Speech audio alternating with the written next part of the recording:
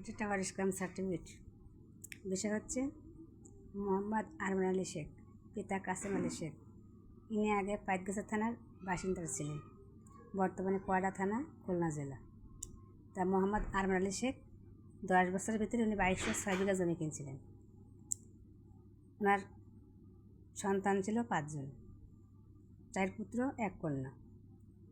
4 পুত্রের মধ্যে মোহাম্মদ পাসু আলী শেখ, মোহাম্মদ মোংলা আলী শেখ, মোহাম্মদ নাসির আলী শেখ, মোহাম্মদ বাসির আলী শেখ, 5 বিবি 1 কন্যা। তবে বিষয় হচ্ছে বেশি জমি কিনছিলেন নাসির শেখের নামে, বাসির শেখের নামে আর পাসু শেখের নামে। আর মোংলা শেখও ছেলে, ওনার নামে জমি কিনছিলেন কম, মাত্র 6 বিঘা। আর আরমান শেখের নামে ছিল বাকিটা। এখন মোহাম্মদ আরমান আলী শেখ থাকা অবস্থায় নিজ বাড়িতে তার বড় পুত্র মোহাম্মদ পাসু আলী শেখ মৃত্যুবরণ করেন। উনি মৃত্যুকালীন রেখে গেছেন পিতা আরমান আলী শেখ, মা দুলি বিবি, স্ত্রী সোনাভান বিবি, 5 পুত্র, 2 কন্যা সকিনা বিবি, আয়নামতি। ওয়ারিশটাকে উনি মৃত্যুবরণ করেন। কিন্তু সেটা বিষয় না, বিষয় হচ্ছে মোহাম্মদ পাসু শেখ মৃত্যুর কিছুদিন পূর্বে এই মোংলা শেখ ছিলেন আরমান শেখের ছেলে, 4 ছেলে, পাইসু, বাসের, মোংলা, নাসের। এখন মোংলা শেখের নামে সম্পত্তি কম কেনার কারণে, 6 বিঘা জমি কেনার কারণে মোংলা শেখে তার পিতা আরমান শেখকে হত্যা করছেন বিষ পান করাইয়া। দেখছেন বড় ভাই তো এখন নাই, মারা গেছে। আর বাপে আমার নামে জমি কম কিনছে, উনি একটা সুযোগ নিয়েছিলেন, নিয়ে বাপকে হত্যা করে সেই সম্পত্তি একটা বন্টন নামা করছে, 22 বিঘা জমি একটা বন্টন করছে, করে 4টা ভাগ করছে, পাইসু, বাসের, মোংলা, নাসের। সেখানে তার আরমান শেখের যে মেয়ে ছিল 5 বিবি, তাকে দেন নাই। 4টা ভাগ করছে 4 ভাই সমান করে।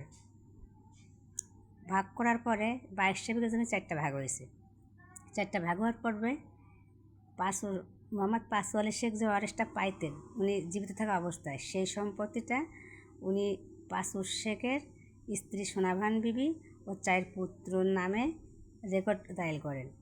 আর 2 মেয়ে আয়নামতি, সকিনা বিবি, আয়নামতি, এই দুজনকে সম্পত্তিতে বঞ্চিত করেন রাখেন।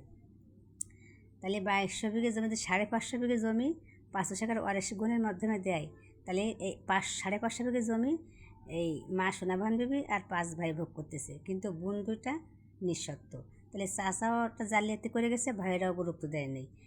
এটা হচ্ছে একটা আসলে প্র্যাকটিক্যাল বিষয়। যেহেতু এত সম্পত্তি থাকার কারণে 2টা মেয়ে, এতিম 2টা মেয়ে, এরা সম্পত্তি পায় নাই। আর তারা ছিল অশিক্ষিত, এর জন্য তারা কোনো সময় আইন, কোর্ট, আদালত এরা বুঝতো না।